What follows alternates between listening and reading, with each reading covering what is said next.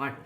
Yes, sir. Man, thank you for coming on. So, for those people that don't know you already, could you maybe introduce yourself, your name, Yeah. and then kind of what short story about what you're up to now, what you're doing today? So, Michael Hankins, thanks so much for having me on the podcast. Privileged to be here. And I'm 34, and I've had an interesting journey in ministry. And, over the last 9 years or so, I've been working in full-time addiction ministry. And I'm the program director of the Retreat at Sunset, which is a ministry home for men that are graduating a long-term faith-based drug and alcohol treatment program called Adult and Teen Challenge. So I do that, serving with the church, and work part-time as a consultant, and I'm about to graduate college. So you got a lot on your plate. I do. Yeah, I'm happily married. And I married have too? no kids, so I'm able to do some extra stuff. If I had kids, I probably wouldn't be here right now. Yeah. I wouldn't have time for a podcast, but Agreed. Yeah, Agreed. Yeah, with everything else you have going on, I know sometimes I never understood, or I understand a lot clearer now what efficiency with time means. Yeah. Because I'm like, okay, 3 kids, gotta spend time with them, gotta spend time with the wife, 4th baby coming soon. Jeez, yeah. I'm like, And so I'm in the MBA program, and so there's a lot of people that have full-time jobs, they have family, kids, and they're in the MBA program, and so like we're doing group projects together, and I'm like, I don't know how you guys are doing this right now. Like, I was like, well, so here's the thing, we just don't sleep, and we have very little free time. It's like, okay, well, there you this go. is my free time, the Yeah. MBA program. Yeah, exactly. I know. I've enjoyed it though. I'm sure you too, as you get busier, because then you realize how you can be productive, and you can stack your time well. Yeah. And you learn the value of time too, Absolutely. and what to say yes and no to. Yeah, so my no is very powerful, and it has freed up it gives me the ability to do the things that I need to prioritize. And sometimes I say yes to things that later on I'm like, really shouldn't have said yes to that, But hey, I just take everything, just try and get as much value as I can out of the things that I do say yes to. Well, yeah, man, and I appreciate you saying yes to this, and Yeah.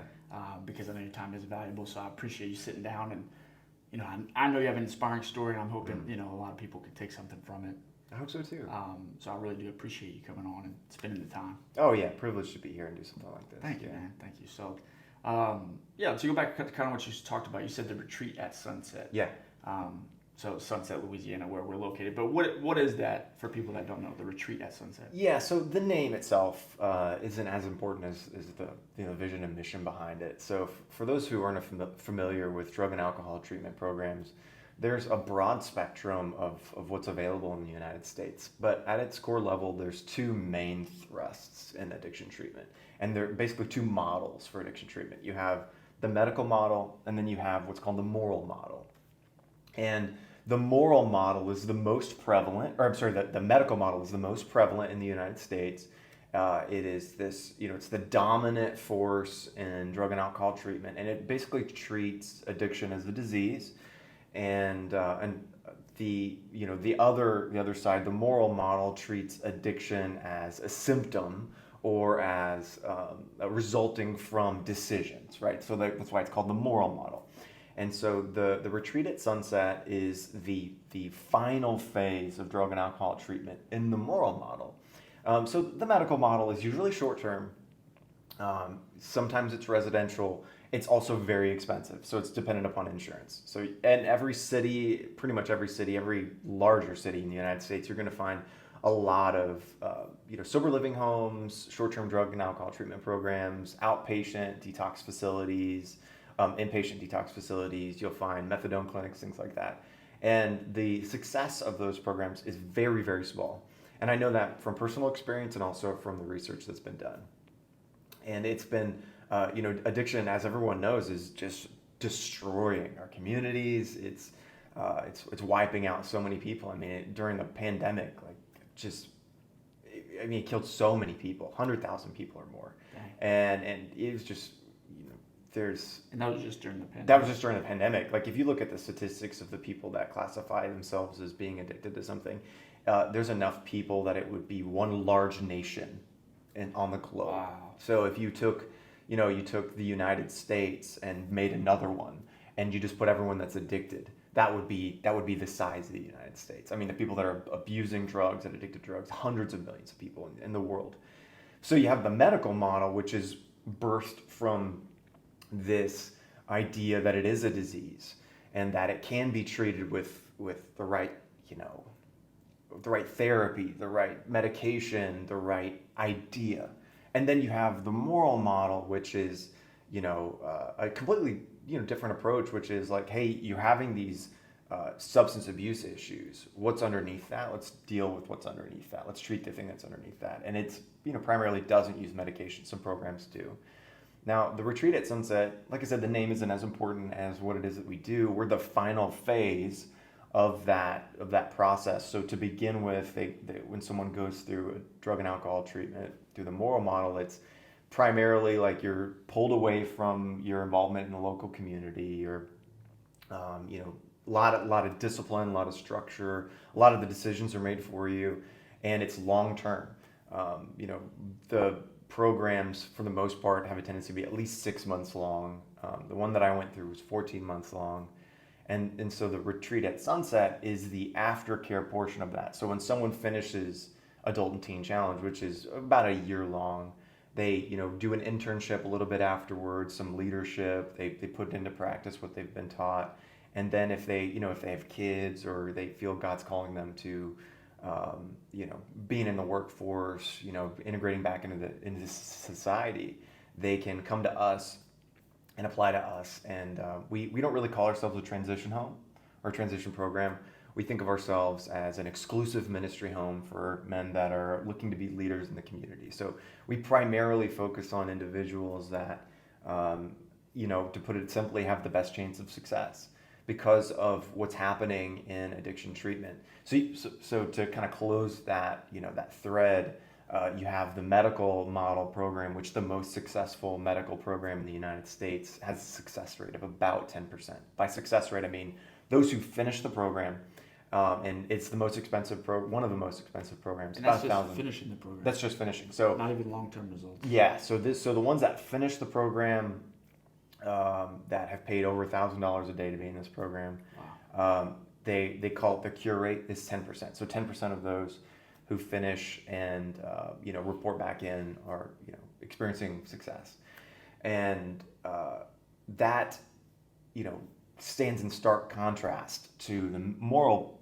model, which Adult and Teen Challenge stands as the preeminent leader in success. A 2019 study done by Evangel University found that Adult and Teen Challenge graduates, 78% of those experience freedom from addiction for the rest of their lives. Dang. Yeah, gigantic difference. 78%. Yeah, 78%. So, and that actually is reflective of the testimonies of people that walk through the doors of the program. Not necessarily those that finish, but the ones that walk through the doors, they always say the same thing. I've tried short programs. I've tried 28 day. I've tried 14 day. I've tried outpatient. I've tried methadone. I've tried all these different things, and it's not worked. And so that's what we do. We have the incredible privilege to come in at the the finishing. It's also called the failure point. So the usually the point of failure for someone that's coming out of Adult and Teen Challenge is the transition back into society. It's usually the failure point.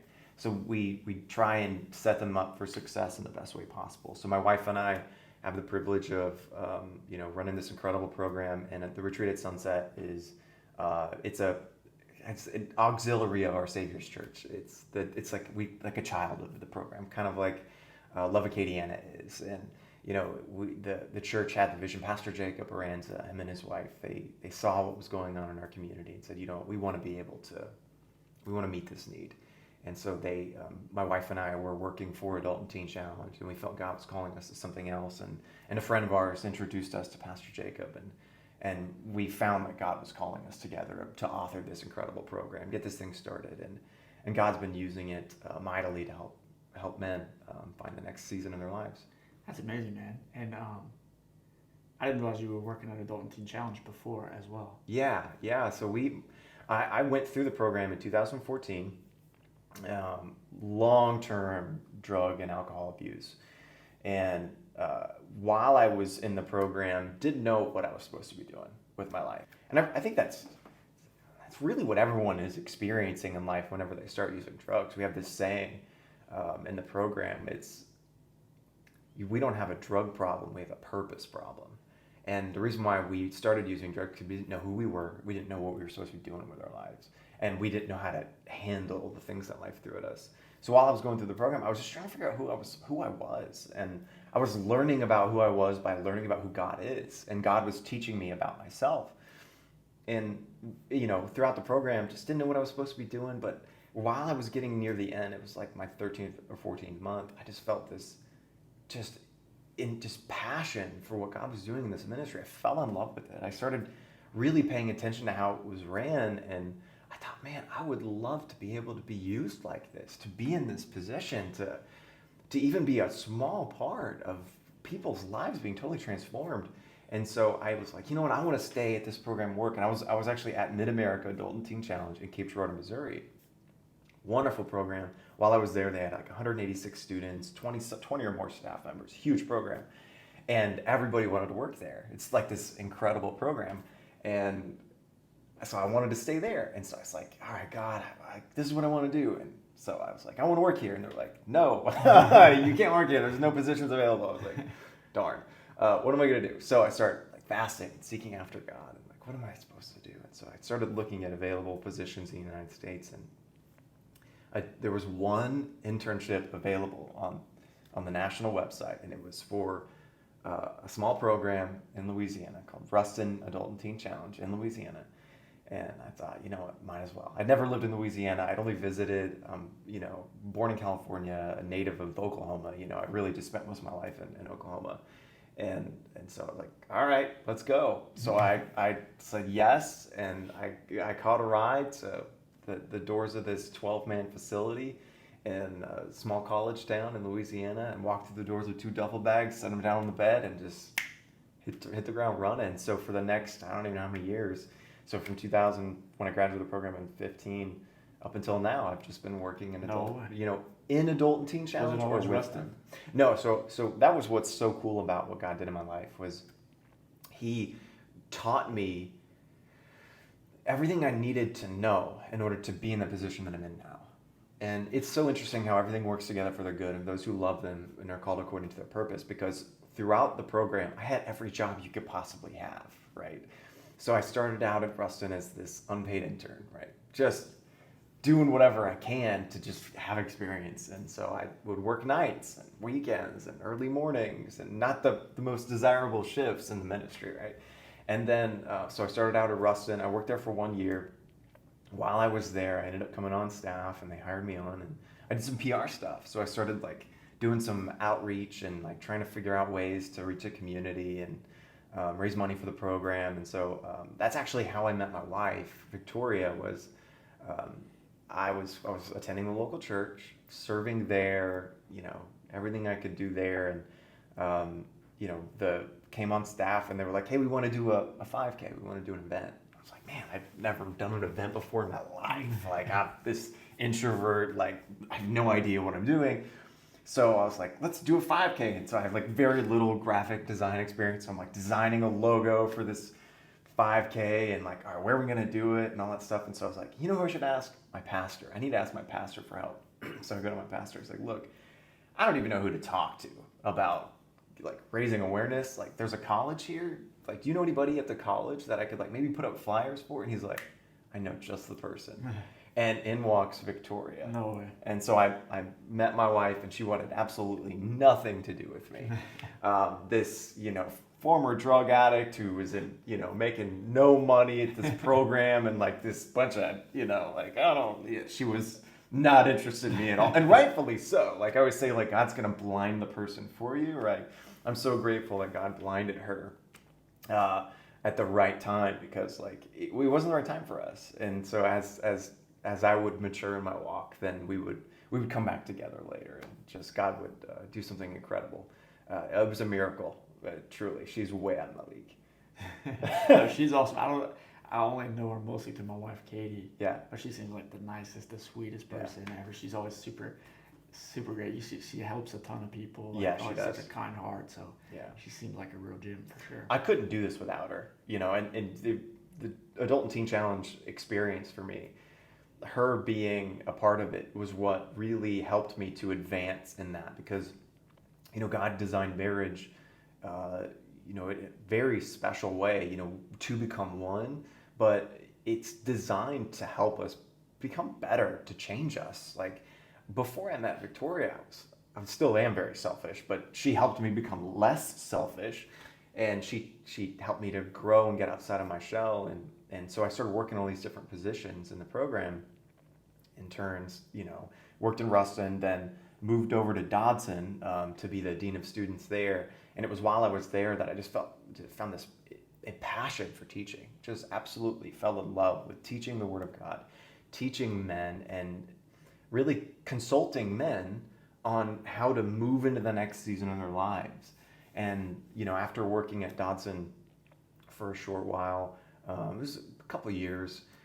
They offered me an opportunity to be the program director of the 25-man facility in Arnaville, Louisiana.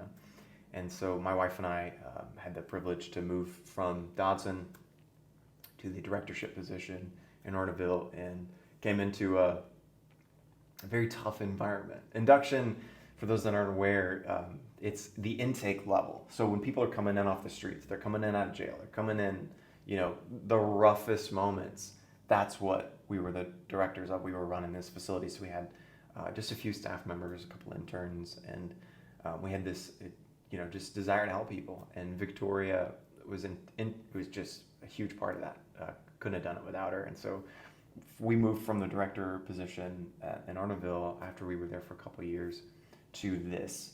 So we've worked entry level, someone's coming in off the streets. We worked second phase facility, which is Dodson, which is where they've been in the program for 6 to 8 months, training them up. Then now we're working the aftercare portion. So from, beginning level, right when they're coming off the streets, to finishing level, we've had kind of every position. So that's what the retreat is. But one other component of the retreat is the referral network.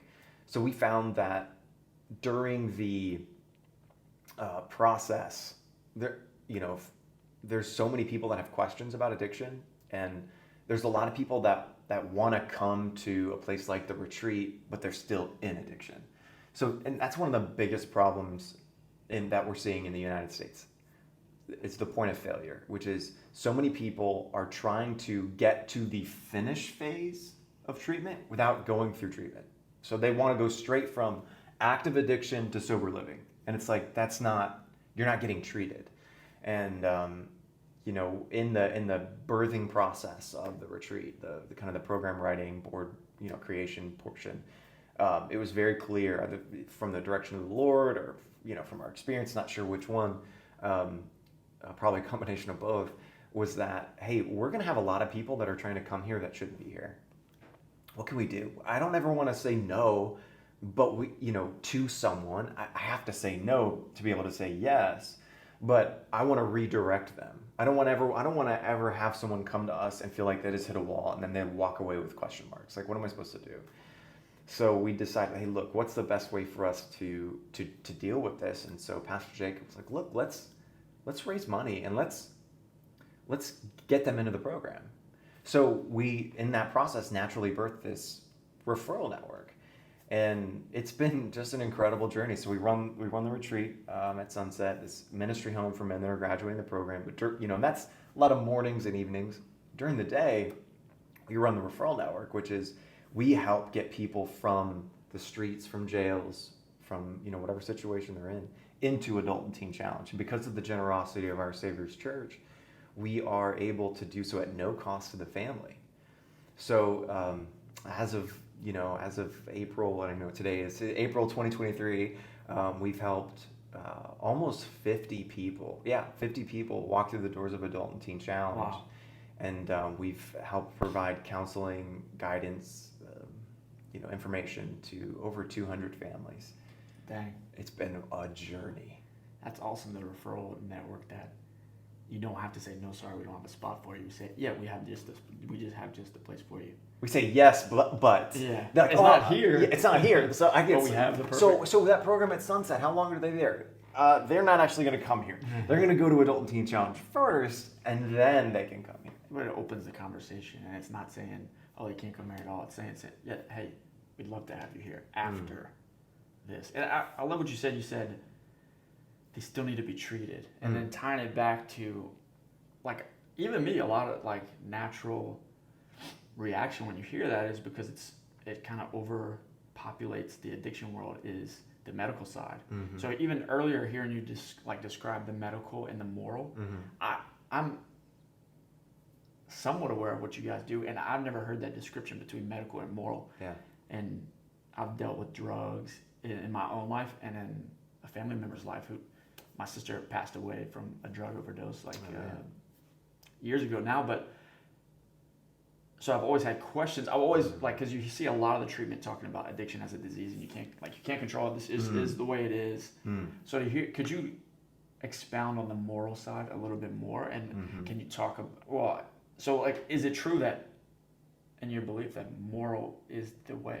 Like, yeah, so there's consequences for drug and alcohol abuse, and a lot of gets right down to the way the brain works. It's so fascinating. The brain requires certain chemicals in order to function properly. You have serotonin, cortisol, and dopamine. You have these dominant chemicals, and for the most part, research indicates that these happy feeling chemicals, serotonin, dopamine, and you have your cortisol, which is your stress hormone. Then you have epinephrine, norepinephrine. You have these other things that are flooding the brain at different times. The way we were designed, the way we were formed as people, there are things that cause these chemicals to release in our brain naturally, right? You wake up in the morning and you're hungry and you eat something. What's released? You have some serotonin and dopamine that are dumped in your brain. Oh man, you ate! It feels good, right? And then there's some like extremes that we experience that have these huge dopamine dumps, which is riding a roller coaster or getting married and like these incredible like having children where these oxytocin's released. This is another neurochemical where when you hold your child for the first time, this just immense dump of oxytocin. It's this enormous, and it causes what's called imprinting in our brain. And this imprinting, these neurological pathways are created that teach our brain where to get these good feelings from. And it's designed in a way when you eat breakfast, you feel better. Oh, so we want to keep doing that. So your brain says, let's remind ourselves to keep doing that. We need to eat breakfast. And then, same thing happens with coffee. The first time you drink coffee, it's like, oh my gosh, let's go. Yeah, man, I'm feeling great, right? So what happens is your brain is like, oh, this feels fantastic. Let's keep doing this. So what happens is you create these little pathways. Like if you're driving a car through the grass, you're going to see like a little indentation in the grass, right? Let's say you drive in the same path. It's over and over and over and over and over again. The grass is going to wear away, and then there's going to be just dirt left. And then over time, if you're driving through it when it's wet, then it's going to get deeper and deeper and deeper. And before you know it, it's hard for you to drive anywhere else because that path is so clearly ingrained, which is why whenever you drink coffee for years, it's hard to stop. Now, I'm getting to the answer to that question, No. So the reason, why people use drugs, there's this huge scattering of reasons why people start. For the most part, drug and alcohol abuse starts at an early age, and it starts at an imprinting stage in the brain. Whenever someone is trying to find affirmation, trying to find acceptance from their peer group, it happens, I interview people sometimes 3 or 4, sometimes dozens a week for treatment. And hey, when did you start using drugs? Almost always it's when I was between the ages of 10 and 18. This incredibly important stage. And it's at the stage whenever pathways are formed, and very, very permanent pathways. And so they'll, my own personal experience, started using, substances because my friends were. I wanted to be accepted. So what did I receive? I received affirmation, oxytocin, dopamine, and serotonin as this, I'm a part of the group. Because as kids, you're not really interested in feeling high. You're interested in being accepted. And it's that pathway that's formed. And so there's a connection made in your brain between using a substance and feeling like I matter. Feeling identified, right? Finding who I am. So you have this integration. And so it's almost this inseparability in our brain. So using substances, smoking cigarettes, drinking alcohol, being cool, right? And so society, it's like, oh, we're cool if we do this. That's actually like almost a dumbed down version of what's happening. What's happening is who I am is affirmed by the usage of these substances because I'm accepted. And so what happens is over time, these pathways become so solidified that the rest of the brain forms around the idea that happiness comes from substances. It comes from these things. The affirmation, who I am, comes from these things. So whenever someone gets to the point, whenever their lives are falling apart, or they're late for work, they're losing their job, they can't pay their bills because of the substance abuse. What's happening is there's depression that's occurring because it makes perfect sense when you think about it. My life is falling apart externally, right? But I'm using these substances because I have to survive, right? The brain has got to the point where it's like, I have to have these things to survive. We don't do things that we know are wrong. I'll just like say it that way. We always have justifications for the reasons why we do things. It's not like somebody's like, hey, I like to do this thing and I don't care the consequences, and we always have justifications for them. I do these things, most of the time it's subconscious, but it's revealed consciously through, I do these things because of trauma that I experienced, or because everyone else is doing it, because it makes me cool, like whatever. And so the medical and moral model is two different extremes, two different approaches, predominant theories, whatever you want to call it, to addressing the symptom that is addiction, because it is a symptom. The dependence upon a substance is the result of the dysfunction that occurred at an early age, the imprinting that occurred at an early age of these thought patterns. And so you have these ruts in the road in their brain. And how do you fix that, right? How do you change someone's mind? It's impossible to change somebody's mind. Or you can't. If somebody's mind is made up, you're not going to change it, right? They have to get to the point where they want to be different. They want to think different. They want to live a different life. So, the medical model comes at it like, okay, there's this disease that is addiction. How do we get someone to a place of normality or some semblance of normality? How do we get them to where they're productive members of society? Well, let's see. They have to have these substances to function. Well, what substitute substance can I utilize in order to get them stable so they're able to have a regular job, regular life, provide for their family while still dealing with this disease? Yeah, still dealing with the disease. So you have these substance abuse disorder is what they're calling it now, and there's these different ways of treating it. And I'm not a doctor. I'm not an addictionologist. I don't have a degree in that. My degree is in business, right? But I have almost 10 years of experience in this, and also personal experience. I was in and out of psych wards. I had psychiatrists, psychologists. I had a neurologist. I was on, at one point, 9 psychotropic medications. I've got plenty of experience when it comes to the medical side of addiction treatment. And I can tell you this, it doesn't change the disposition of a person. It doesn't change who they are. It just treats the surface level stuff, but there's still the core person. It's almost this, I always think of it like this darkness that's inside of us, because it's at a core level. Everybody realizes subconsciously that I shouldn't have to need medication. I shouldn't have to need these things in order to survive. But they just believe that they're broken. Like I know I shouldn't, but I'm different. I'm broken. And sometimes they continue to get affirmed that they are. And see, that's and the that thing. they need the medication or what. Absolutely. Like I need to have this because I'm not like everyone else. I'm diseased. There's something wrong with Only me. me, specifically. No one else deals with these things as bad as I do. Absolutely. So it's this victim thing. It's this like I have caught this, and now I need to be treated. Which is okay to think I feel like.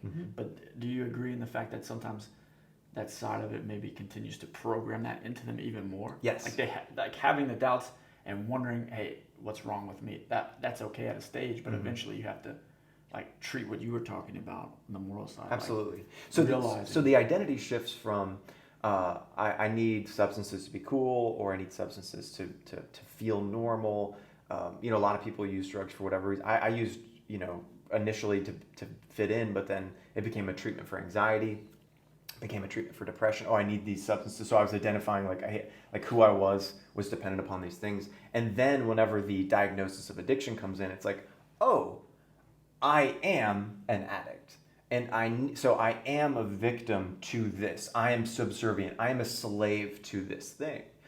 And so the medical approach oftentimes will, there are a lot of great specialists in the field that are doing incredible work. Research is coming out, and they're understanding the brain in special ways. But I really think that the research is going to get to the point where they realize, okay, until we're able to adjust the decision-making part of the brain, we're not going to be able to effectively eliminate addiction, right? Because that's really what's going on. It's the part of the brain that deals with making decisions, and so they'll introduce these behavioral medications. Like how do we change the way that behavior is happening, or what kind of shock treatment, or what kind of hypnosis, or how can we adjust without actually having to do the work, right? So the medical approach, at its very simplest level, is someone else introducing something to create the cure within the individual.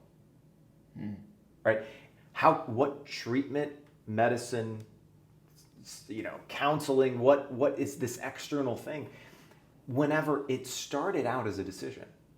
Let's go right back to, I wasn't driving down the road one day and just marijuana fell in my lap. Oh, I'm so surprised. Well, I guess I'll smoke it. No, it started out as a decision. Yes. And where was that decision rooted in? It was rooted in the introduction of someone else introducing it, right? What does the Bible teach us, right? About who your friends are, who you surround yourself with. Proverbs, the wisdom of Solomon teaching us, be careful who you surround yourself with. Son, listen to my instruction. Don't follow that wayward person. Don't follow that wayward woman. So it started out as a decision, and I believe that it's the decision-making process. It's changing the decision and repeating that process that gets us out of the road, right? Could you say that again? The medical is waiting for someone external to. Could you say that part again? Absolutely. So there's the difference between the medical model and the moral model is the medical model is someone externally coming in and fixing the problem. The moral model is the internal, changing life. Right, it's the internal decision-making process. How do I change my decisions to change myself? It's like taking the power back as opposed to having the power stripped away from you. Yeah. It's like, hey, this is what's wrong with you. You need all these things externally to solve it. You can't solve this. Yeah. You have no power in this. And the moral model is not saying all the power lies on them, obviously, but it's saying like, hey, you have a choice. And if you choose this way, these things can happen. If you choose this way, different things can happen. Very succinctly put, you have this medical model approach where you have these people that have great intentions that want to help, but the problem is they get a God complex and they think that the only solution for this person is my involvement. And it's unfortunate because people are incredible. The brain is incredible. It's so fascinating how quickly the body can adapt. You look at somebody who works out and you want to work out once and see the change overnight, right? But that's not the case. But you look at what happens to the body when it starts, when pressure and stress is applied in the short term, and you continually do that, strength occurs, right? The body is able to adapt very quickly, and the brain is so fascinating. We're able to memorize incredible passages, and we're able to do immense things. And if you think, our intellect and our mental ability is reserved for just external accomplishments, oh man, that's so short-sighted. What we're capable of doing internally. Philosophers have there's one famous one that's I think therefore I am, right? And it's very true in many ways. how you think about yourself and the type of thoughts that you have often dictate your reality. And if I think I'm going to fail, then I absolutely am. But if I think I'm an addict, I'm going to be. So many people they start their addiction journey by stepping out and saying, look, this is how I'm going to be the rest of my life. You're right. If that's what you think, you're absolutely right. We talk about that a lot in business or working out, like belief systems. And I listen to a lot of podcasts and you hear business guys talk about it. But I mean, even in my own experience, like financially and marriage and business and fitness, however it's been, like sometimes Katie gets on me about it because she's like, just let me say what I'm trying to say. But I'll challenge her sometimes and be like, oh, like saying, like for an example, we'll say, oh, we can't afford that. And changing the language to be like, no, we're choosing not to buy that at this time. It's not that we can't do it. We're making a choice not to buy it. Yeah. We're not broke. We're, like for an example. So I lost where I was going with that. But no, I mean, even you, because you talk about, would it be safe to say when you were in and out of psych wards and on the psychotic medicine, could you have been seen as and easily accepted the identity that I'm crazy, I'm mentally unstable, I have something wrong with me? But now talking to you now, obviously you're a brilliant guy. Like you're using your brain, you have good intellect. Like so if you would have just accepted that at that moment, like I'm crazy, this is where I'm going to end up forever. I can't get out of this. I did. That's who I was. Man, my life up until about 2014 was the dominant theme was I'm sick. That was I'm sick. I'm broken. Because whenever I was in like very young, elementary school, middle school, I had such severe anxiety that I was sick a lot. Like I would get physically ill before tests. I was super nervous. I couldn't make friends. I was really weird. I dressed weird. I was a very strange little kid. And, I was unique. I was just different than other people. And I was high functioning, but also very, very terrified. My, blood pressure, heart rate was really high when I was in social settings. And so, I had this thing like, I'm not like other people because I get sick in certain situations. Right. So it was this. And it's kind of embarrassing. Yeah. I went through some of that. Yeah. I was a very nervous kid, anxious. Even when I played sports, I was still very anxious before games, during games. Yeah. Going to class, I would get upset stomach a lot of times, like during high school. And then for that identity acceptance, I would miss school sometimes because I was so nervous and have stomach problems. But to be to be accepted, it was I took more of the route of, oh, I'm a bad kid because I don't want to tell all the friends and girls that, oh, I'm missing class because my stomach is having problems. Yeah. It's more like, I skip class, Yeah. And I started to accept that identity, and the same thing, people I hung around with changed the schools I was going to, started accepting the drugs that were being passed to me as well. Yeah. Dealing with, that was, at that same point, 16, 17 years old, was when my sister first overdosed and was moved to a nursing home. And so the very thing that hurt her and I saw a person that I love was taken, I started to find myself on those same patterns. But it started with that, what you're saying. I just kind of connected it. Is like, I was more willing to accept, hey, I'm going to do all these things because it fits more in line with the persona I want to have as compared to, I'm too nervous to go to class. Yeah. And I have an upset tummy. Yeah. So it's you went a different route with the thought process, but I was, it's like right now, the prevailing ideology is that if you're a victim, you're a winner for some reason. It's like there's 100%. This victim mentality where it's like, oh, I'm the victim, which means that I'm right. And I was a victim before it was mainstream, bro. I was a victim. Wasn't cool to be a victim. Oh, it wasn't. I was a victim. Like I was sick all the time. Like I had, doctors could not figure out what was going on with me. Later on I figured out it was stress disorder, anxiety and stuff.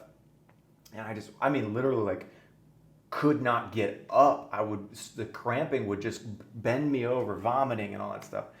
And so that was who I was. I was sick.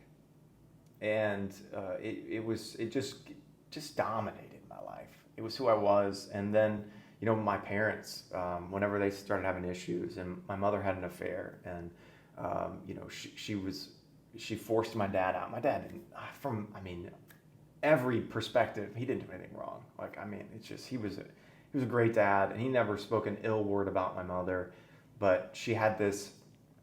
She was sick. She was mentally ill, and she was drinking and using drugs, and it at that time I was in my preteens, and it was just very formative for me. And I started getting my affirmation from other people, and so like I was this, the victim in my home. I was the victim in my own body. I was, and so I had to do whatever I could to try and, satisfy this, I gotta fix it with whatever I can, but I'm the one that's broken, and I'm the one, this is who I am. And so my mental health eventually became who I was. Like, oh, I'm manic bipolar. I have, I was, ADHD. I have anxiety disorder. I have insomnia, right? All of these things. And like, oh, so what happens was people were labeling these things, and instead of me making decisions differently to impact these things, instead of me taking positive action, somebody was labeling it. I then was able to justify it, and then I could point to it as separate from me and say, look, that's what's going on because of that. It's not my fault. Dang. So I'm now setting this thing aside. Oh, I can never affect that. I'm never going to be able to change it. I have to take medication. I'm broken.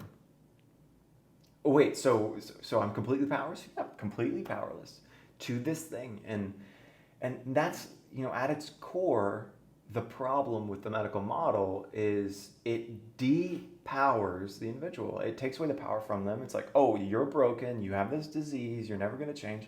But at the end of the day, it started with a decision. And it was a series of decisions that led to symptoms, that led to addiction. And there absolutely are consequences to long-term drug and alcohol use, even short-term drug and alcohol use. Like people can use barbiturates or opiates for the first time, and it can have lasting effects in the short term. They get sick, they can overdose, whatever. But for me, I had this, I had some lasting issues as a result of my drug and alcohol abuse. And so the moral model was the only one that was like, you're going to have to make some different decisions. You don't get to just say that you're an addict and you can't continue to hurt people. You're responsible for who you are.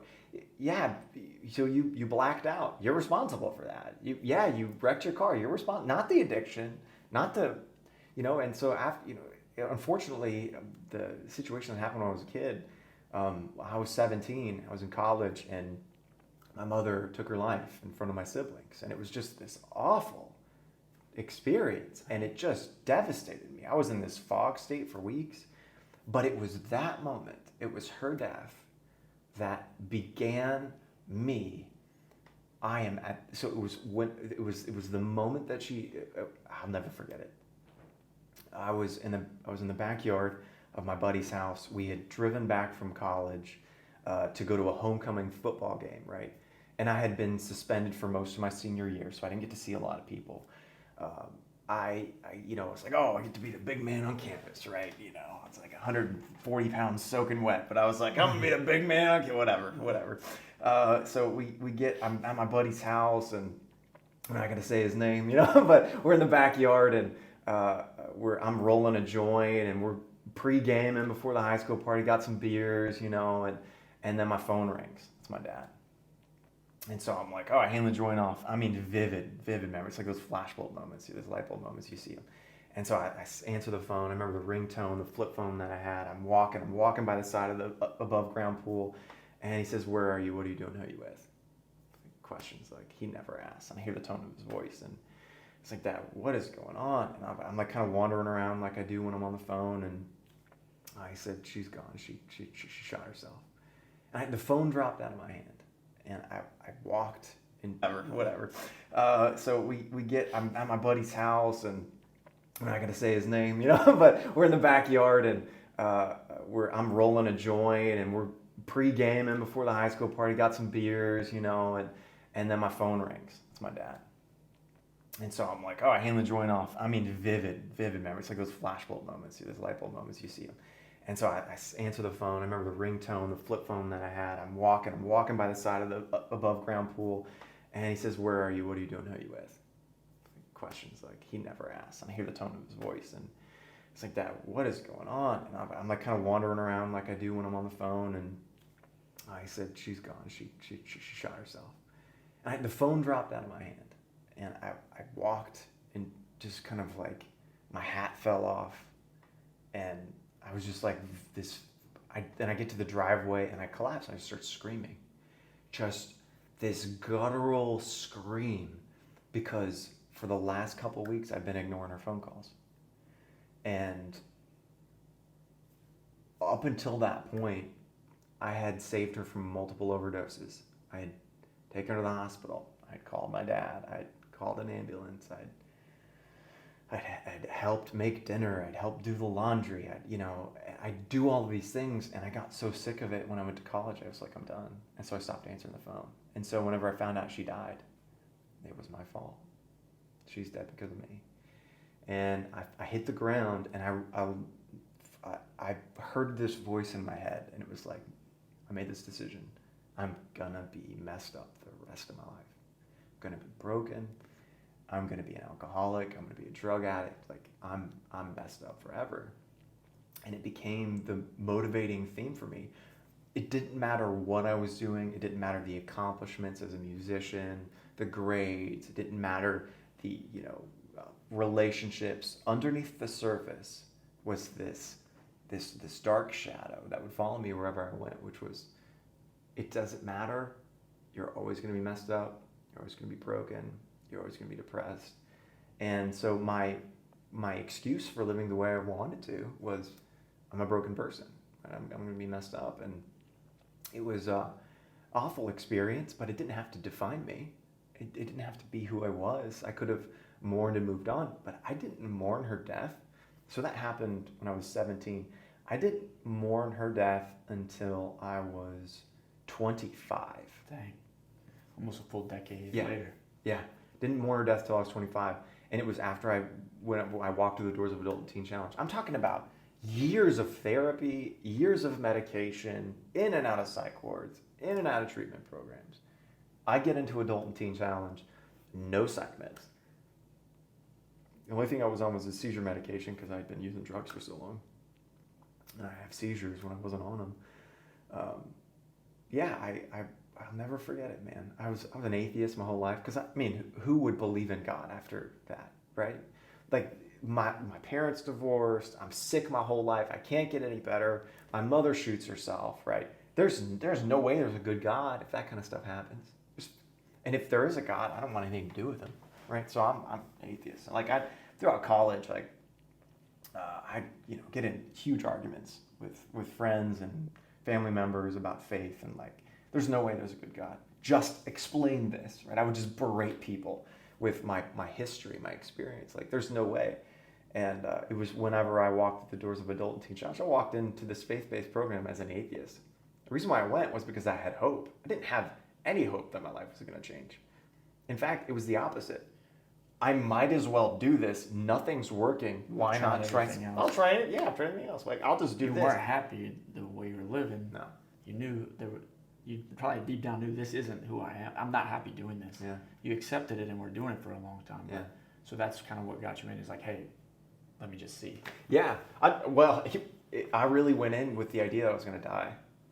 Dang. I came straight from the hospital. So I was in my apartment. I was a business owner. I had started a landscaping company with a wheelbarrow, right? I was at my dad's house, and a landscaper had come to help lay sod, and I was like, I'm going to do it. I was unemployed at the time, right? So I tried that, and I kind of liked it. I was like, I kind of like landscaping. And so I started borrowing his tools and go to neighbors' houses walking. I didn't have a vehicle. I dropped out of college and because of my addiction issues. And I was, neighbors' houses with tools and stuff, and started this little business. And then it grew, and then it grew, and then it grew. And it grew to the point where I'm, hiring people, and I got equipment, and I got my own place. And the problem was I had this great business, but I didn't have the character to sustain it. So I'm in the low season for landscapers in Oklahoma, which is February. It's ice storms. The only thing there is to do is debris removal or irrigation, prepping for the next season. So, there'd be whole weeks where I wouldn't have work. So I'm in the studio apartment. The last the worst thing imaginable for someone who's an alcoholic and a drug addict is isolation. What was I doing? I was binge drinking for like a week. I was on my third day of a Fireball binge, which is a cinnamon whiskey. I just binging this stuff, taking pills, and spending every dollar I had, getting high. And I was on the third day of it. And I was on the floor of my apartment. I couldn't even walk. I had this recliner in my little apartment. I'm leaned up against it, and I have bottles of pills there and alcohol, and I've just been buying stuff on the TV, home shopping stuff, and I saw a knife on the thing. It's like, I'm gonna use that knife to kill myself. Dang. And it was the sharpest knife you can cut through metal. Like I was like, that's it. I'm gonna do that. So ordered it, came. I'm binge drinking, got this knife, these pills, and I had this experience that changed my life.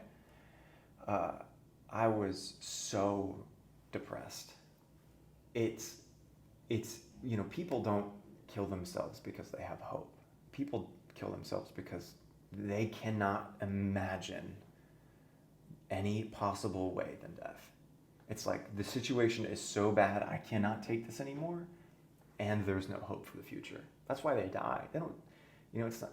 And so I was there on the floor of my apartment, and I had this out-of-body experience, and I was like floating above myself, and I was like looking down at myself, and I saw this shriveled, useless excuse for a person. I just hated myself. And I realized like who I was at that moment. And this out-of-body experience was what it took. I realized that I was that person, not because of the sickness, not because of my mother, not because of my parents' divorce, not because of friends, family. It wasn't because of circumstance. I was who I was because of my decisions. And in that moment, I saw what I'd become. I was this poisonous, empty shell of a person, and I deserved to die.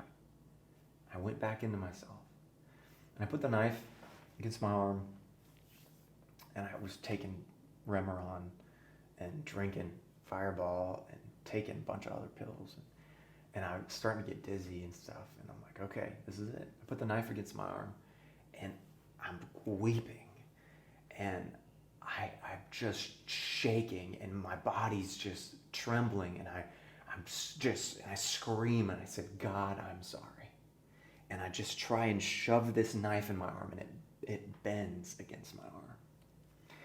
And this is a knife that's supposed to cut through metal, bro. I'm mad. So I'm like just shaking, trying to put this knife in my arm, and I'm just scream.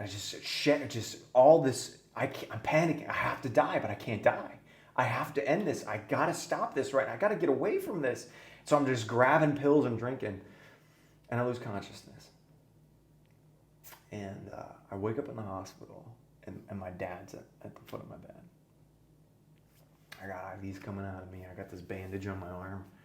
And I guess I had texted him like a suicide message, And I saw him. He's at the foot of my bed with his head in his hands, and he's just pale. And it was the first time I saw my dad, like really saw him for what I was doing to him. And I realized, oh my God, I'm so selfish.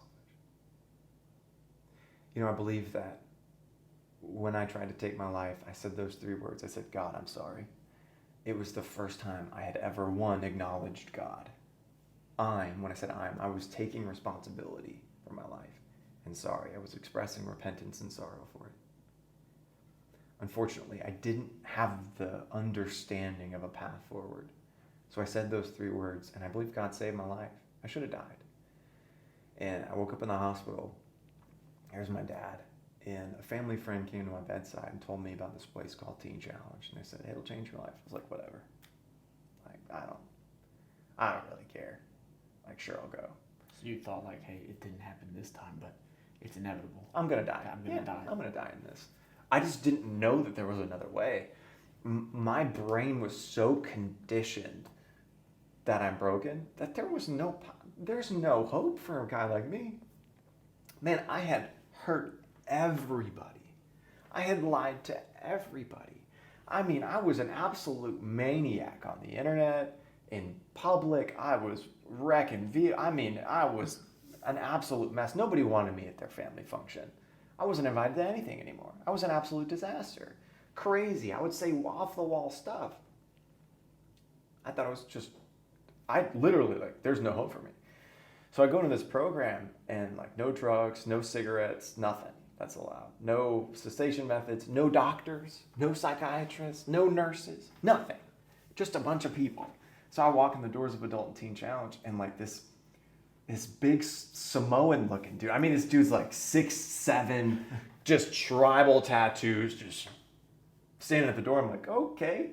And the guy who's doing the paperwork, I didn't know this, but he has terminal cancer, and like, just super old guy, right? And just confused, shuffling papers. What's your name? You know what's funny is my whole life, my family called me by my nickname. I mean, from birth, like, they would call me Tony. That was my name. Never once was I called by my birth name, unless I was in trouble. And so I walked into this place, and I had this kind of like this moment where I was like, you know what? I'm gonna use my name. So, hey, what's your name? My name is my name is Michael. And I didn't realize what God was doing, but He was turning me into a new person. So the first 3 days in the program, couldn't sleep, couldn't eat, was miserable. I was just sick. I mean, I'm talking about detoxing, I mean, shaking, delirium tremors, like cold sweats, vomiting. I mean, I am miserable. Going through it. Oh. And my roommate was just like praying over me. You know, once in the program, he'd pray on me, he was like, man, just get some sleep. I just shake. I was shivering. It was February in Arkansas, and it was just cold all the time. And I'm in the orientation room at Teen Challenge in Arkansas, and they have this book called Personal Studies for New Christians. Right, it's written at a third grade level. Right, anybody can understand this joker, and it's like, have you prayed to accept the Lord, right, as your personal Savior? And it's like, check yes or no. I was like, well, no. Would you like to? Put the pen down. No one else is in the room. I'm just by myself out of this little workbook. Yeah, I might as well. Yeah. And it said, will you just pray this prayer? So I just read it. Lord Jesus, I accept my personal Lord and Savior, right? And I give my life to you. Nothing happened. Right? The sky didn't part. Fire didn't fall from heaven, right? It wasn't this like, moment. But I got really sleepy. And I asked the staff, I was like, look, I am exhausted. I have been detoxed. Can I please just lay down? She's like, yeah. So I laid down and I slept.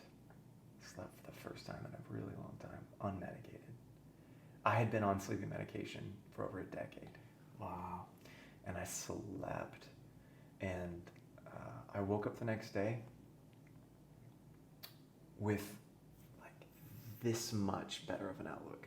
It was just an iota, but there was just this little tiny glimmer of hope. And then the next day, that tiny little glimmer of hope just got a little bit bigger. And the next day, a little bit bigger. And a little bit, I kept sleeping, and I started eating, and I started to feel better. And people were telling me about a God who loves me and wants to free me and give me a new life. And it says very clearly, you'll turn me into a new person. And I thought, you know what? I don't like who I am. I'll try this. So I decided. It wasn't like I had this giant faith. I just was a very logical person. And I thought, you know what? It says that if I will believe this, then He'll make me into a new person. So I'm going to choose to believe it. Now, the program rules say if I follow the rules and I do this thing and I finish the program, then I'll be free from addiction. I'm just going to believe it. I'm just going to believe.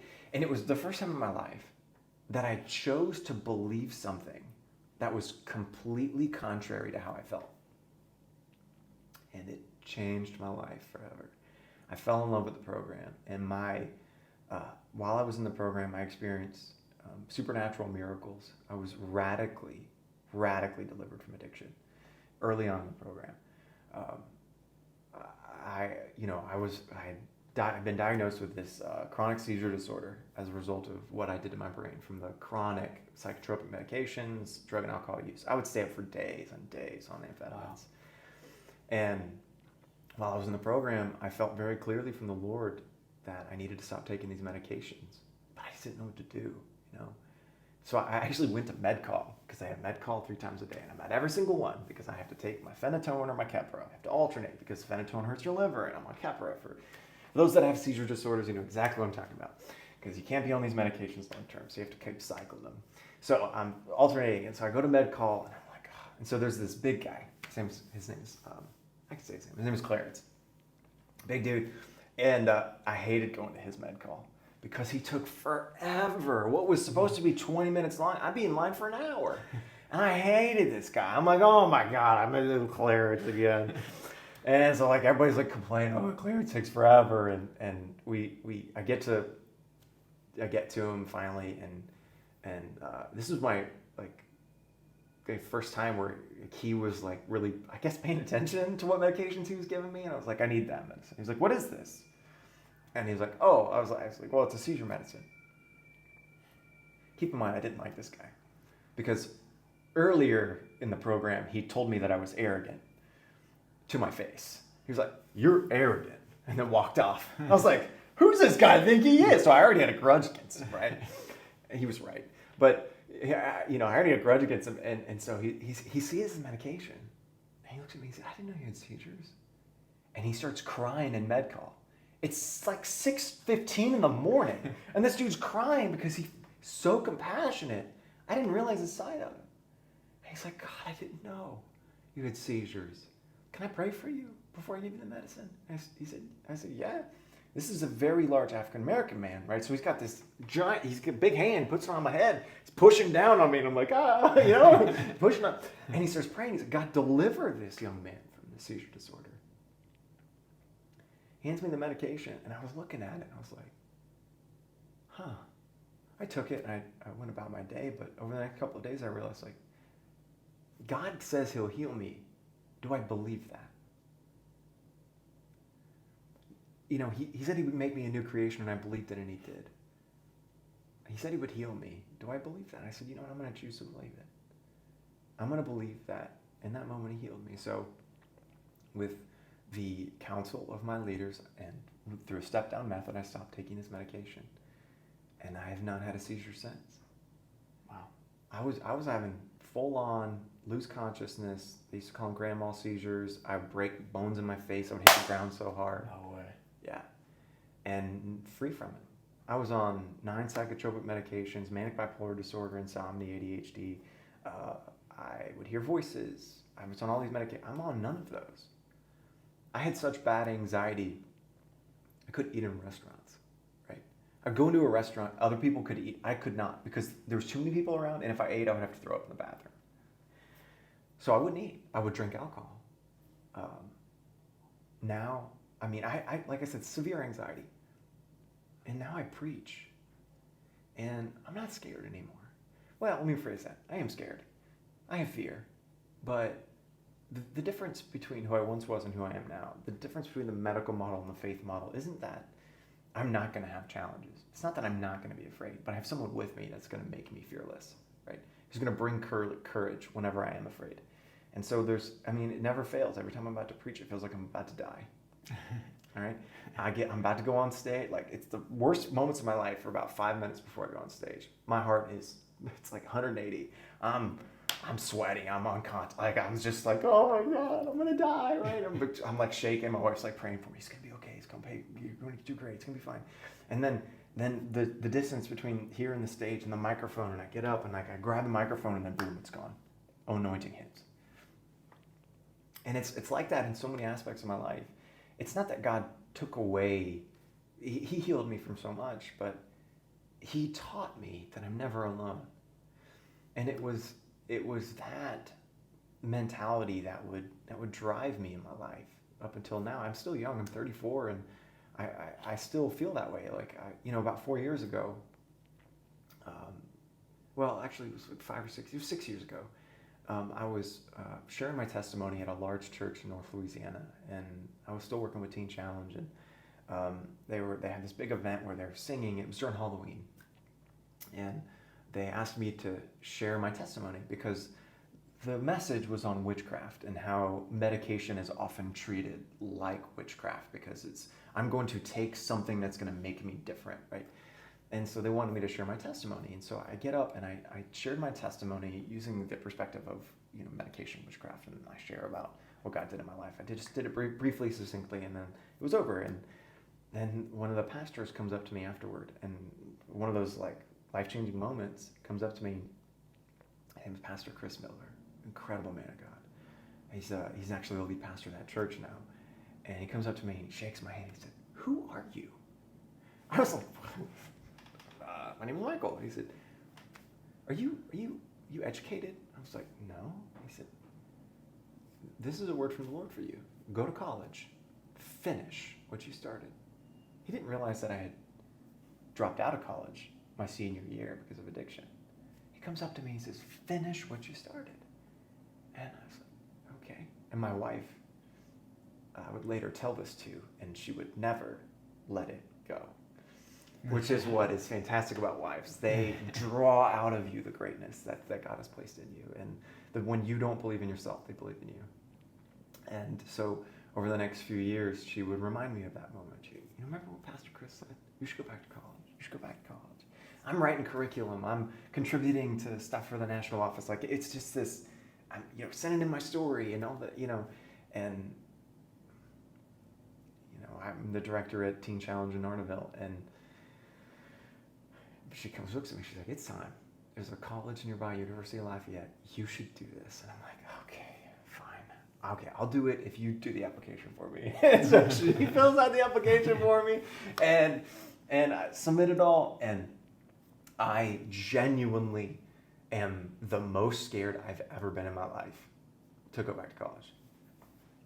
And I made a Facebook post about it, about how terrified I am. This is my giant. And I went to spiritual renewal. I'd never attended Our Savior's Church in my life, right? I go to spiritual renewal, and I think it was Dr. Darius that was preaching, and I honestly don't remember the message, but I do remember the presence of God because I was starting school the next day. It was a weekday service, and I was starting quantitative methods, QMet, and it was one of the classes that caused me to drop out in the first place, right?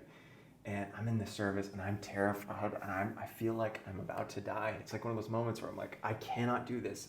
I'm going to fail. I'm going to drop out. I'm going to let my wife down. I'm going to let everybody, all the people that look up to me, it's over.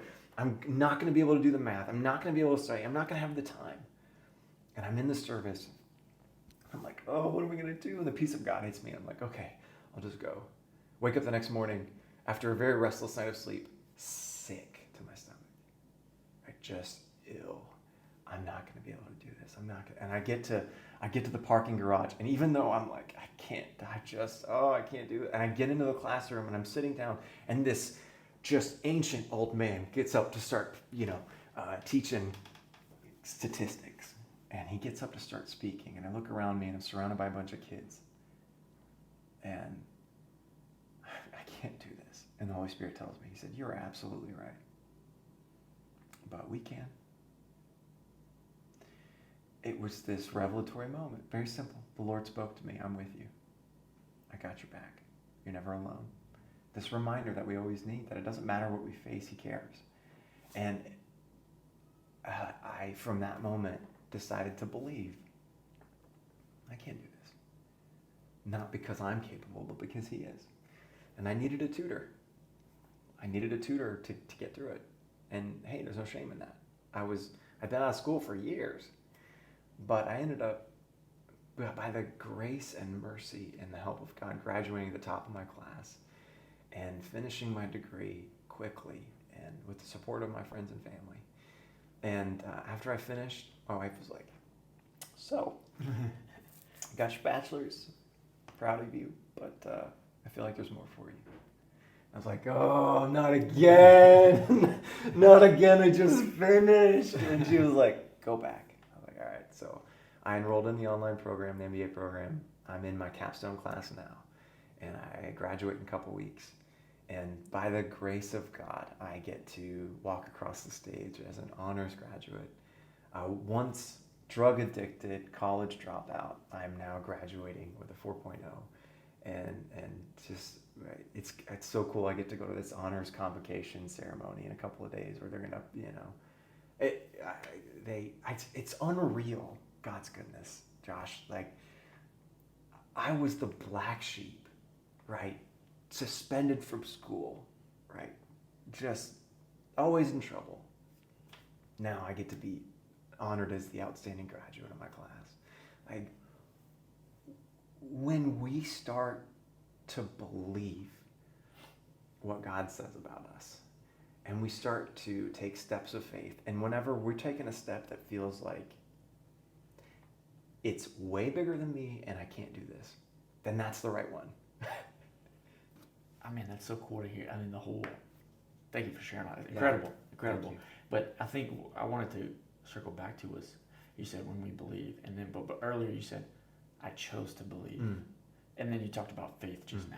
So it's so cool to see that if you would have asked yourself at that time, which I'm sure a lot of people can relate to, like, they don't believe yet. Yeah.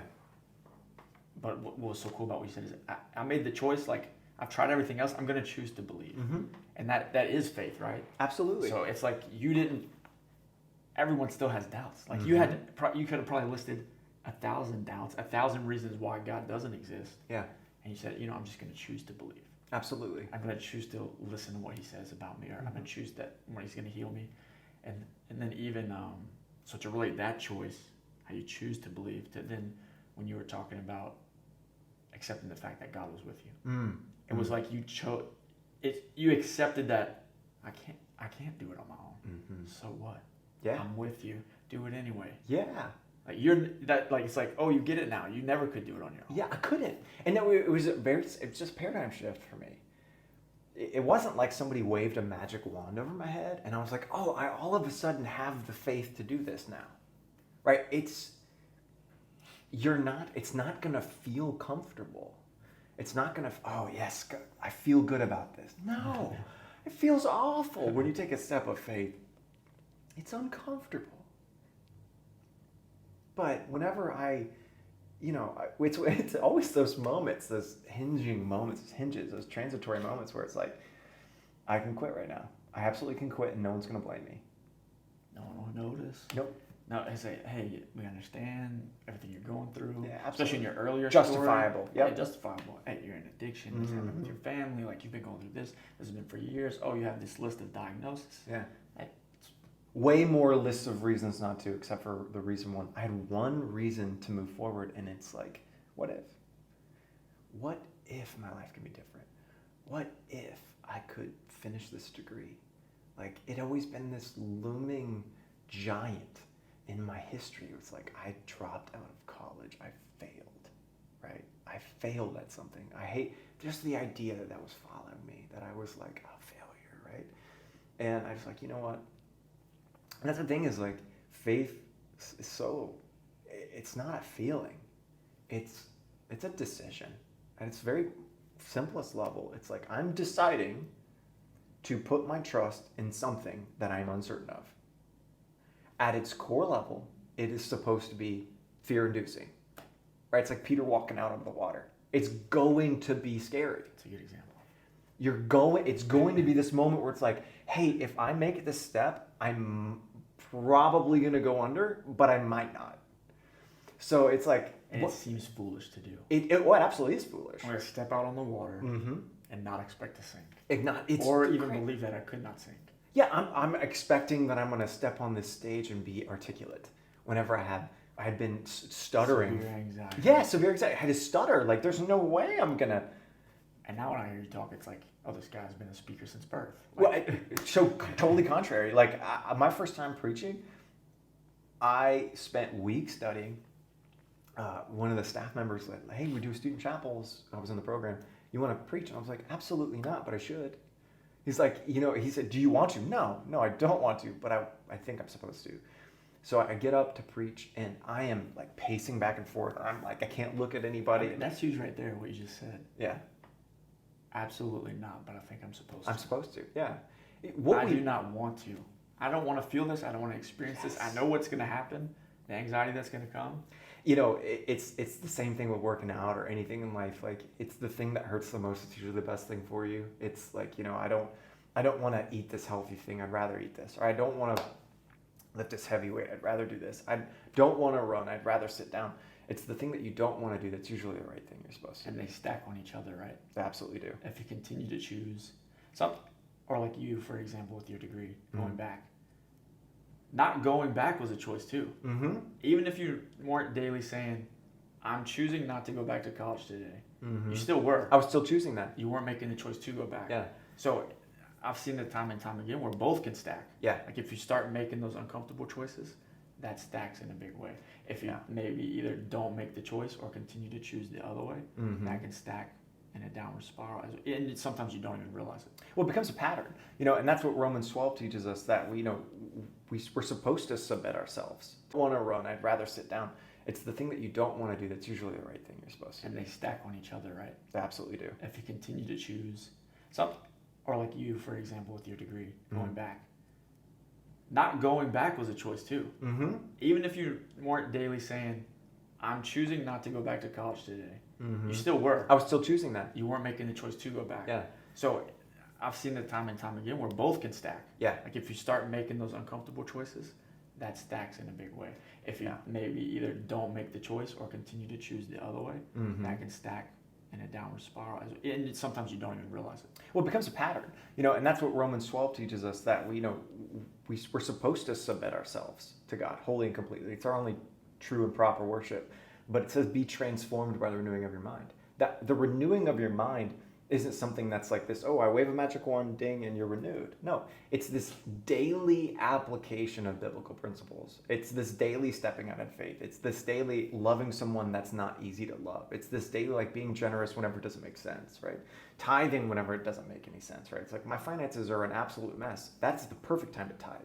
Like whenever you're in debt, your life's falling apart, cool, start giving money away. What? So contrary. That's faith. It absolutely is. You show me, put your money where your mouth is, right? If you don't, you got it. You show me your faith by your actions, and you show me your faith by where you put your money. And I'm not a direct recipient of giving necessarily. Like there's so much that can be said about each individual that's going through life, it's walking out, and they're either going with the flow or they're going against it. And you don't have to be especially gifted or entrepreneurial minded or whatever it is, as long as you decide I'm going to do something that is hard, that's different, that challenges me. I'm going to give a little bit extra. I'm going to get up a little bit early. I'm going to show up a little bit early. I'm going to do a little bit. You start doing that. You make that the pattern. Talk about mind renewed. You're going to start to believe in yourself in ways that you never imagined. And it's the one thing that I think is dominating this culture, this victim mentality that I'm not in control. And I'm not saying that I'm in control. I'm submitted to the one who's in control. Like, that's an important distinction to make. But whenever I'm submitted to him, he empowers me to do these incredible things that to me are incredible, to the outside are normal, right? Going to college these days isn't incredible. To me it is. It's this amazing accomplishment. Like, I get to, I was just talking to my wife about this. I was like, I cannot believe this. It started out with this simple decision, I'm just going to go to this class. All right, I'm just going to go to this class. I'm not thinking about the degree. I'm just thinking about finishing this class. 4 years go by. I got a bachelor's, I'm about to have a master's. What? Went back to to choose the thing in fitness, this business, whatever. Usually the person knows what it is too, and just even whether it's subconsciously or not. You knew. Good. You and your wife knew it was college for you. Yeah. It doesn't mean it's college for the next person, or it doesn't mean it's working out for the next or business. Yeah. Deep down, you know what it is. Yeah, exactly. If I sit and think on what it is for me, I could probably come up with it. Oh, I got one looming in my mind now for me personally, where it's on the agenda. It's like you don't even want to say it because because now then that if I you're start taking doing those choices, I know I'm going to end up doing it. Yeah, it's funny because we don't understand the ramifications of those decisions. We'll never fully understand them, but even while they're occurring and even afterward, it's like when I decided to go back to college, I didn't understand why. Like, I'm working full-time in addiction ministry. Why would I go get a business degree? It doesn't make any sense. It doesn't line up with You're not starting a business, Yeah, like, I'm actually, at the time I was in ministry school. Like, I graduated ministry school. I finished ministry school, but I'm on track to be a pastor. Like, it doesn't make any sense for me to get a business degree. It completely, like, why? I didn't realize what it was going to do to my brain, and how it was going to challenge me mentally, and it would make connections happen. It made me a better father, or it made me a better husband. It's going to make me a better father, right? I don't have kids yet, but like, I just really believe that finishing something hard like that is it's going to help me be disciplined in being a father. 100%. And it's just one of the biggest just dreams of mine, be a dad. I just can't wait. It's going to be so exciting. But like this there's so much to be said about these decisions. I didn't realize what God was going to do with that. I couldn't fathom it. But after I finished the management degree and I was starting the master's, God started bringing people into my life that were men of God, that were business owners, and they just needed help. And I didn't realize the connection at the time. I just was building these relationships. They would call me for business advice, like these just different people, and it was like I was just faith in business was being poured out of me, and I wasn't realizing at the time, but I was becoming a consultant, and I didn't even know it. And then it got to the point where I was like, oh my God, I'm a consultant. Like, why are these business guys calling me? Yeah. You're just talking back and forth. Hey man, can we get coffee? I got this issue with one of my employees. Can you help me with it? I'm like, sure. Like, because I'm managing a ministry. I'm discipling people. I'm doing premarital counseling. I'm doing counseling for people in addiction. Unbeknownst to me, I'm consulting them in their life decisions. And then after I finish this business, I'm in this business path. And then now I'm consulting men, and women about these, about their business. And what arena in the United States needs God? Capitalism. The market needs the Lord. It needs stewardship. You look at the way businesses spend money. Oh my God, I was laughing as I walk in the library, where this incredible, beautiful building. They invest so much in some areas, and in others, it's like, oh my God, like it's like, come on, man. I'm not gonna bash on the library. Like, my favorite building, like I told you when we got here, it's like my favorite building in any town is always gonna be the library, right? And you have this this thing that started out as this decision to do something hard, and now it's turning into something that I am so passionate about. And I start another consulting project this summer, and it's a part-time thing. Like, I'm full-time in ministry. It's what God has called me to. But this consulting thing on the side it's a passion project, and I am just so excited about helping people with their businesses, and seeing God anoint that. So that is cool. Your ideal customer or client is a business owner that needs what kind of advice? Like, just business consulting advice, anything business related, employee related? Or, so I primarily did that either. Yeah, so I primarily just work with business men that regularly attend church, and that men of faith that are struggling in whatever area. But they started out entrepreneurially. Side note, but you go to a mechanic when you need your car worked on, right? You go to the doctor when you're sick, right? All these different things. But people who are entrepreneurs, they start a business because they enjoy doing something. Like, they like designing houses. They, whatever it is. They went to school for engineering. They went to school for whatever it is. But then they find themselves trying to run a company. Like, they just one thing after another, and they didn't really get the education in that. Not necessarily that you have to have an education in business, but there's some things that you need to know, which is why consulting is so essential. You don't get taught it in school necessarily. Yeah, on how to structure your management. Like somebody starts in landscaping because they started it young and they're passionate about it. They grow a company.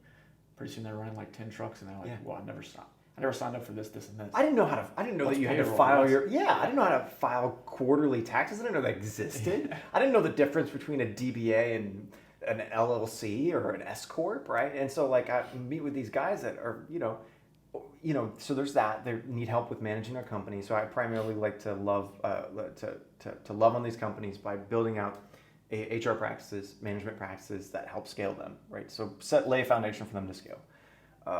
And then also businesses that are successful where men want to integrate their faith into the company, where they're not publicly owned, they might be an S corp, whatever it is, and they want faith to be a regular component of their business because they're either they're new to the faith, or they've known the Lord, and then they were put into a leadership position at the company, and they see that the company could just really benefit from God being in it.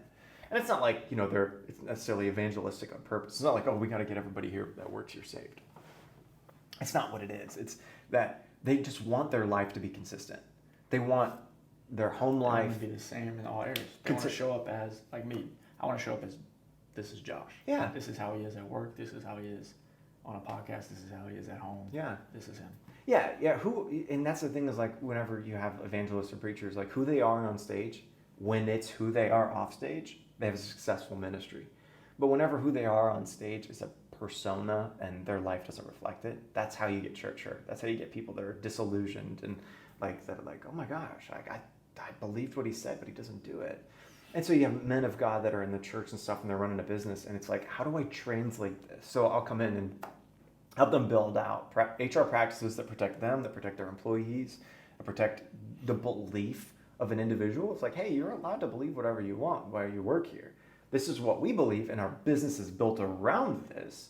Principles. Yeah, and you can come alongside this or not. But the thing is, God anoints things that produce fruit, right? He blesses. Psalm chapter 1 says, "Blessed is the man who doesn't walk in step with the wicked, or stand in the way that sinners take, or sit in the company of mockers. The law of the Lord is his delight. The law is meditation day and night.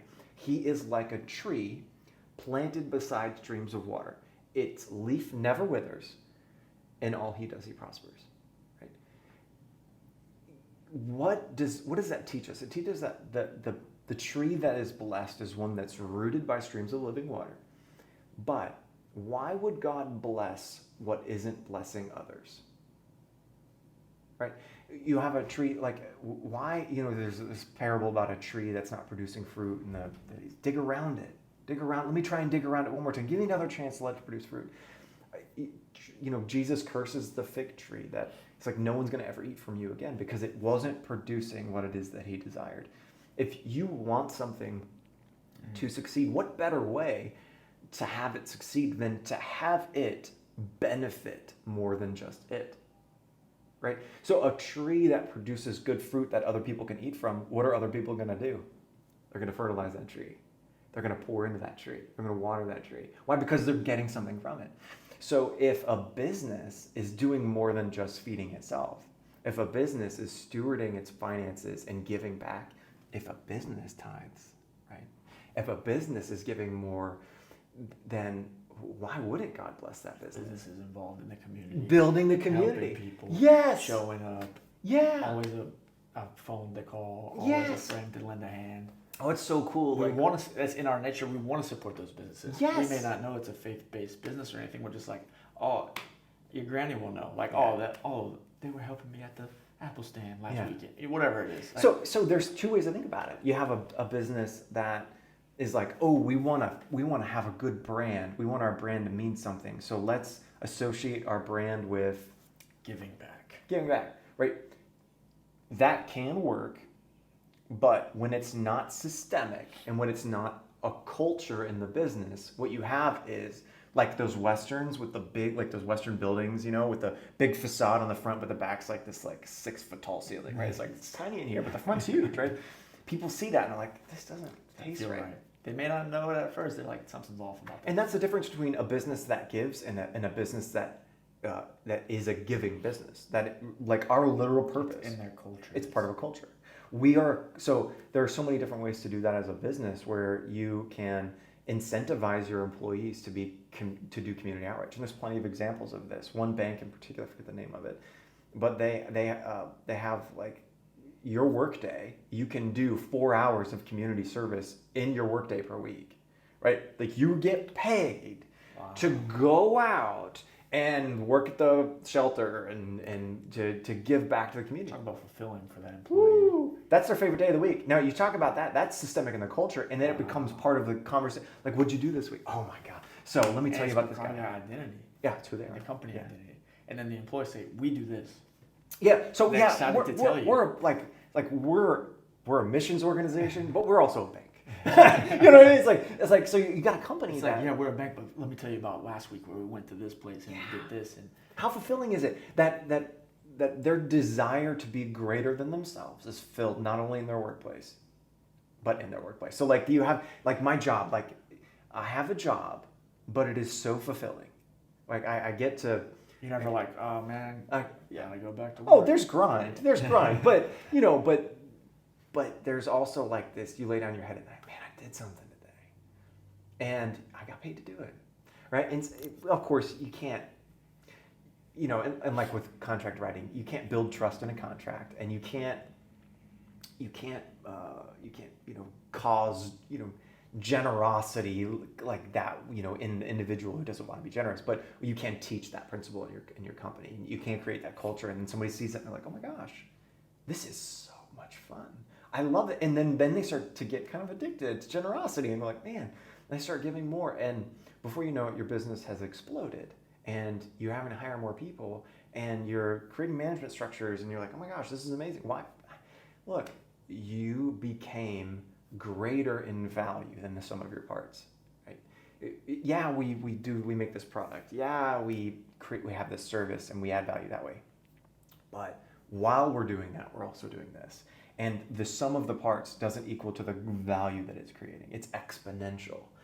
And that's what's so cool about this type of consulting, is that I just get to come in and like share this vision with business owners. I'm like, look, your business can be more than just something that you do. It can be when you wake up in the morning, that's who you are, and while you're at work, that's who you are. And you're the same person, sunrise to sunset, and you don't have to wear a mask. There's no midlife crisis. There's no trying to find your value in stuff. Your work isn't your identity. You have your identity. Your identity is flowing out into all of these different things. And the people that are supposed to be around you and that are attracted to who you are will come. To your business, to your friends, your network, whatever it is. So inspiring. And man, that's incredible. I probably need to consult with you. I didn't realize you did that. Yeah. And so, I mean, so many things from what you were just talking about. But even this podcast for me, like when you were talking about, or when we were talking about, a lot of us know that thing. So you're my third episode. Yeah. But it's since starting back. I did one episode like 8 years ago, because this has always been a dream of mine. And I did one episode and then I stopped for a long time. Yeah. And part of that was I went into ministry. I paused all the business things I was doing. I was kind of all over the place. I paused everything and gave everything the control over to God. And it's been a long journey since then, but this has been something I've known that I'm supposed to do for a long time, and it's been ever present in my mind and my heart. It's like one of those things that can't go away. Yeah. And this is not necessarily the best time for it, but I knew this was the right time to start it back up. Good. And so even so much confirmation. I had an interview yesterday, the one I was telling you about virtually. That was this amazing conversation with a guy I look up to. And then your conversation today, I'm like, this is what I'm supposed to be doing. Yeah. Just the way I've put things together and the different things I want to do with social media and the platform, I'm like, your story is one that should be shared. Even, you know what I mean? So I know that this will definitely at least affect one person. Hopefully a lot more, because I mean, all the things you just shared were amazing, but so that I can speak to that about the podcast and why I'm here. So thank you for that confirmation. But then also too, the name is called Choose to Climb. So many things from your story I was taken away from, and the choice, making the choice. So it just spoke volumes to me, and it even confirmed the name. Anyways, I can go deeper about that, but you're talking to someone who's passionate about rock climbing. So, it's a hobby. It's a hobby I had to set aside for school for a while and for work, but I'm picking it back up right when I graduate. Rock climbing is it's one of my favorite things, because it's this. Sometimes you just got one thing at a time, and just to confirm what you're doing. there's this TED Talk by Adam Grant, and he talks about the types of people that do great things, right? He talks about these people called the originals, right? The entrepreneurial type brain. And it's kind of who you are. It's these people that will have an idea, and he talks about a lot of different things, a lot of different disciplines and stuff throughout it. But basically, you can have this idea, and oftentimes the best ideas are put on the back burner for a long time. He talks about, these, like Warby Parker, talks about that company, how it started out with just this idea and they did no work on it until the day it was supposed to be turned in and due. And they're like, all right, let's do it all right now, But he talks about like the subconscious, like you started out this thing, but it was always brewing in your subconscious, always brewing underneath the surface. And as you're going through life, it's always thinking about this thing. Always thinking about this thing. How, it's like, it's not like this active, always in the front of your mind, but it's just like popping up every now and then.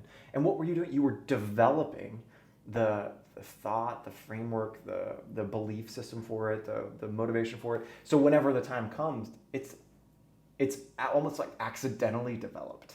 It's like this, because it's stemming from who you are. From everything. Yeah, from all your experiences. And what better way to author something or to build something than to have it be part of your identity, part of your gene, your makeup. And that's a beautiful thing, man. And even the Warby Parker thing spoke to me because the name Choose to Climb, I think I did the first interview and then I secured the social media accounts because I had other names I wanted to do. But now it's like so much confirmation that Choose to Climb was the right name. And the premise of making the choice to do the hard thing, whether you're at the bottom or you're at the top, is just continuing to speak to me a lot. Yeah. And other people too, I know. So, could you speak to that? I know we talked about it a little bit already, but as we wrap up with a couple final questions, like the premise of Choose to Climb and your understanding of it and your own experience, what would you say if you had to sum up the idea of Choose to Climb? Mm-hmm. What would you put into your own words?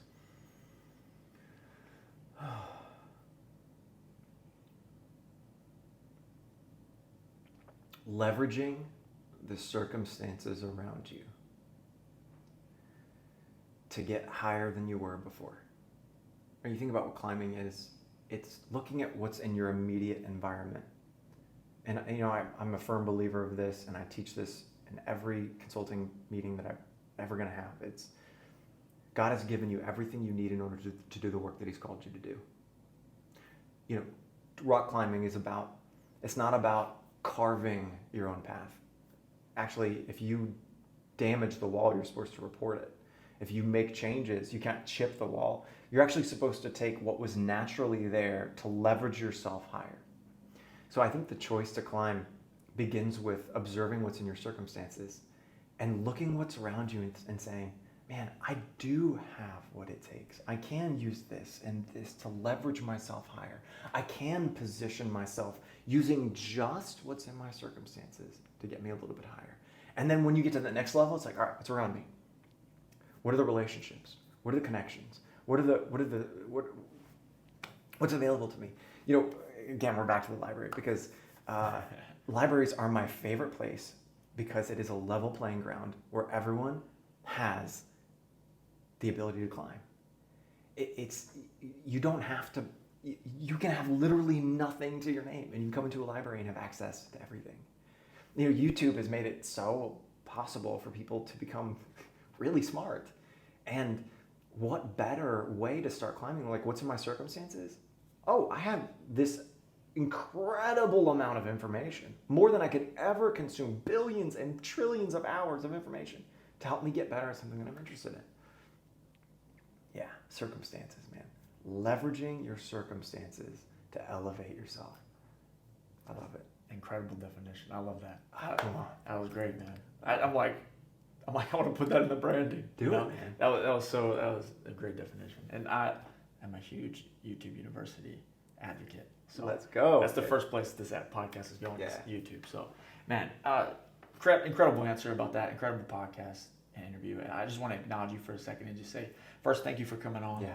Thank you for the work you're doing, but also like for your willingness to share your own story. And like some of that is probably hard to share and been hard to share at times, but your willingness to be vulnerable and share that, but then also like to inspire me.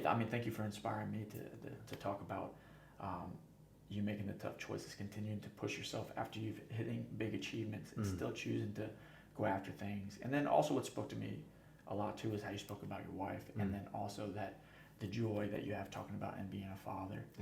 Which I'm very passionate about marriage and kids. So like, and I think the world needs more men like you that not only are willing to hold those things highly, but also like teach other men and raise up other men and like teach them that it's okay to be vulnerable and grow as men and make the right choices that their people around them need. So I just want to thank you for that. Absolutely. Yeah, man. And so you have the things you do with Retreat at Sunset, with the Adult and Teen Challenge, also with your business consulting.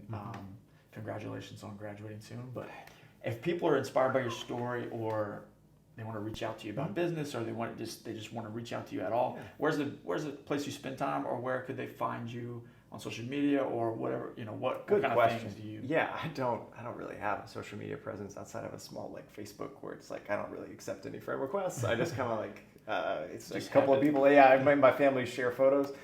Man. I think probably the best way. Through this YouTube video, comment on it. Hopefully I'll see it. Maybe email you. Otherwise, like I don't really have a way other than the referral network.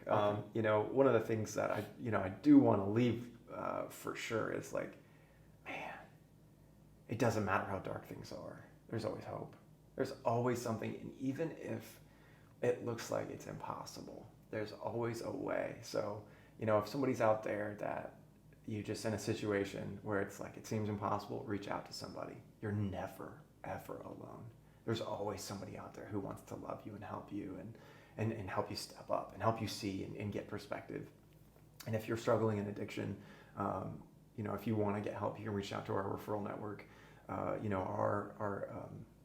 Our current phone number, the area code's 337-205-3571. And you can also reach out to Our Savior's Church. They have a main website there, and you can visit any of the campuses. OurSaviorsChurch.com. OurSaviorsChurch.com, OurSaviorsChurch.com, and you can message them. There should be a link to send us a message on there. If not, go to attend any of Our Savior's Church campus, ask about the retreat, go to the information desk. They give you our number, our card if you can't get it from here or whatever, and we will help. We'll absolutely help. And then, it's regardless of where I am in life, God has always called me to help leverage somebody up, help get somebody in that the situation you're in. I'm always open to provide help. And if you can find me on Facebook, you can. Michael Hankins is my name. My dad has the exact same name, and our profile pictures are actually kind of similar. So just look for the younger version of me on Facebook. And if they want to maybe reach out to you, I can be a buffer too, like that. They can email the podcast email if you want to, and say put Michael in the subject line or something, and I can relay a message if it needs to get to you about business or whatever it is. And to highlight on what you just said too, is you're speaking directly from personal experience. You're never in too dark of a place that you can't get out of. Absolutely. Because you were there, and listening to you now, you're in a much brighter place, and that you did hit a rock bottom. Oh yeah, and then I grabbed a shovel. And I kept digging. Dug it deeper. Yeah, I sure did. Yeah, so it's in the same breath that there's always hope. You can actually make it worse too, and making it worse, the way you make it worse, continue to isolate yourself, continue to blame your circumstances, continue to blame other people, continue to identify that you're worse or that you're broken. God has transformed my life, not because I'm special, but because He is. And it started at the place of surrender and recognizing that there is this power that's greater than me, and that there is a hope and a joy, and that there is goodness in this world. And since I've known the Lord, I've never known anyone that was evil. I always had this view before I met Christ that there was people full of just messed up evil people. Since I've known the Lord, I've never known anyone that was evil. I've known a lot of people that were broken and had sin in their lives, but I've never known anyone that was bad or evil. I've just seen people that had tough circumstances. And so the most important thing that I've learned in my entire life, it's this. We're all just people trying to do the best we have with what we have. We're just doing the best we can with what we have. And so whenever I just start remembering that, like I see someone that's angry and spewing nonsense and all stuff, it's like, look, I can be angry at them, or I can have compassion and think like, man, what's going on in their life? I mean, there's so much to be grateful for in this life. And whenever we just start walking in gratitude and in hope and expectation, man, there's so much joy to be had, so much fun to be had. But it takes some work. What a message to take with us, though. Amen. When you normally feel, instead of feeling like they're terrible, it's like, man, what are they walking through? How can I? And then looking at what can I be grateful about in this moment? Yeah. So, there was, just to cut you once, say one thing about that. That wasn't something that came naturally. I had someone in my life, his name is Sam, who taught me that. Whenever we start to do well in life, it's really, really easy to forget where we came from. Especially for me coming out of addiction, there was a time that I was in the car with Sam and we were looking out the window and there was someone that was living on the streets and they were having a rough time. And I was looking at them. I don't think I made a comment. I don't think I said anything. But he looked at me and I think he saw the look on my face and he said, "Don't you ever forget where you came from." I said, oh my God. Because the moment we start judging someone else by their circumstances and attributing it to their character, we're failing at recognizing what God has called us to be, which is recognizing that every single person has value. Every single person God died for. That is a son of God. That is a daughter of the Most High. That is a prince in his kingdom. And if we start to treat them like that, they might start believing it themselves. And whenever we start to have the hope that, man, it was other people that believed in me before I believed in myself. My wife believed in me before I believed in me. Man, and whenever we recognize that every single person has something to offer this world, and we look at them not like with like, oh, well, they just need to get it together. Not like, man, if they could only see what their potential is. Man, we never know what somebody's going through. And when we just share a kind word to them, they're having a rough day, just, you got this, man, you can do this. Or see that woman who's struggling at the store and just like praying for her, you know what I mean? Like just kids running around, her hair's like everywhere. Like I remember like at church, people showing up super late, like a woman with a bunch of kids walking in, she's just super late. Instead of like, man, you made it. I'm so proud of you. You made it. And just one kind word can radically transform someone's day. It really can. And man, there's so much to be hopeful for in this life. And yeah, if you're looking for the negative, you're absolutely going to find it. But when you're living your life looking at the positive, the negative starts to fall on the wayside. You start to not pay attention to all that nonsense. So good, man. So good. Amen.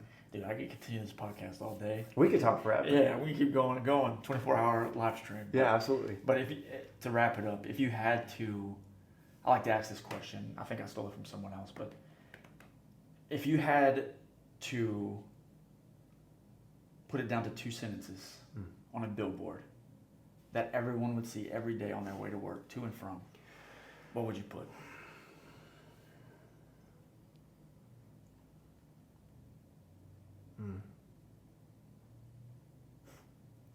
That is a tough question. I am not a person that is able to I usually have a long answers, so it's try and be succinct here. And, It would be a poem by W.S. Merwin, and it is 2 sentences. It's, your absence has gone through me like thread through a needle. Everything I do is stitched with its color. It's a poem that means so many things to so many people, but it speaks so deeply to the impact that we have on other people's lives. And it's prevalent in my mind now because we had, unfortunately, yet another, suicide in someone that was close to us. And, there's, like I said, there's always hope. W.S. Merwin, your absence has gone through me like thread through a needle. Everything I do is stitched with its color. It's one of my favorite lines in the world. And I think when we give people the conclusion, they don't get it for themselves. And that's what I love about poetry, is it gives people the opportunity to look into it and allow the answer to be pulled from their experience and not handed to them. I love that, man. Amen. A great way to end it. Michael Hankins, thank you very much, man. Privilege. Thank you so much. Great conversation. Yeah. Thank you for sharing all that. Absolutely.